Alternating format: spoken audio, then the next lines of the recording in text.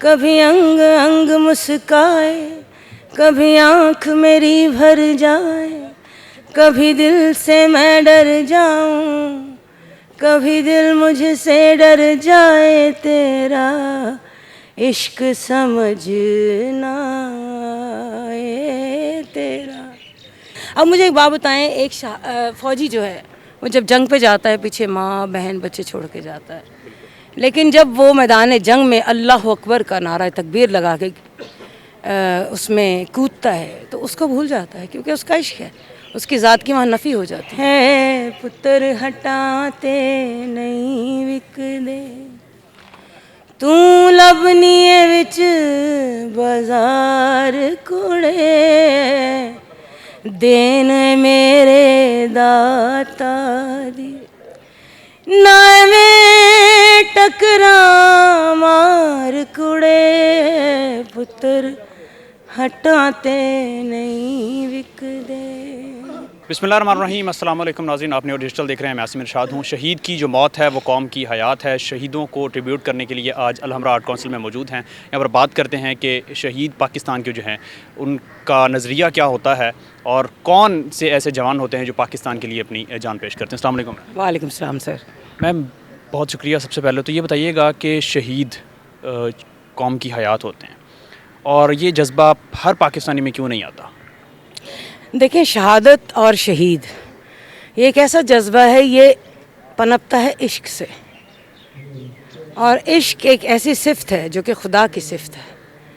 वो ऐसी सिफ़त है कि जिसमें इंसान को अपनी ज़ात की नफ़ी करनी पड़ती है, और हर किसी के बस की बात नहीं है अपनी ज़ात की नफ़ी करना। इसलिए जब हम ट्रिब्यूट पेश करते हैं, आपने देखा होगा कि हम हमेशा ही जब पाक फ़ौज के जवानों को ट्रिब्यूट पेश करने आते हैं, क्योंकि बॉर्डर्स पे वही होते हैं, और वो जो इश्क उनका इस वतन की मिट्टी के साथ है उसको हम ट्रिब्यूट पेश करते हैं। क्योंकि देखें, मैंने जो अभी कलाम पढ़ा, जो गाना गाया कभी अंग अंग मुस्काए, कुछ सुना दें उसके कुछ। सुना देती जी।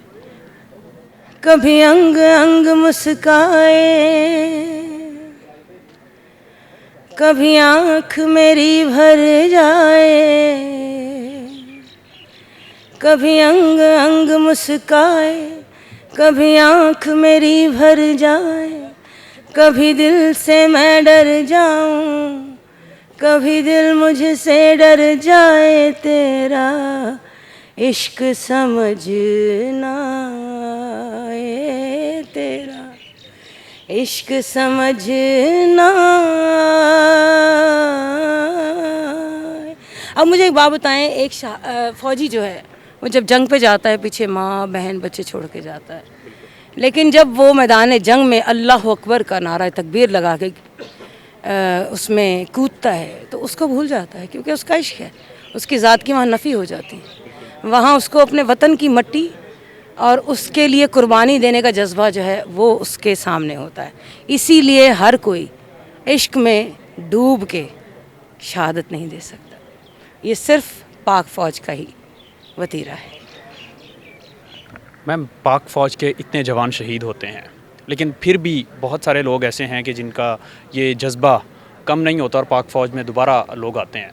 अभी आपने देखा नहीं, कर्नल साहब से जिनसे बात हो रही थी वो यही कह रहे थे कि मैं अभी भी रेडी हूँ, मुझे जब कोई बुलाएगा मैं पहुँच जाऊँगा।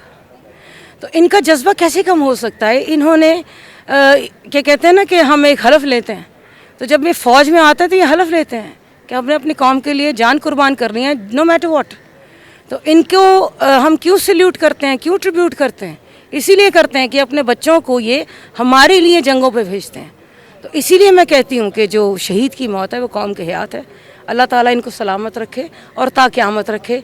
पाकिस्तान जिंदाबाद और पाक फ़ौज जिंदाबाद। बहुत शुक्रिया। अगर शहदा को कुछ शहदा के लिए इसके अलावा कुछ दो चार बोल सुनाना चाहें।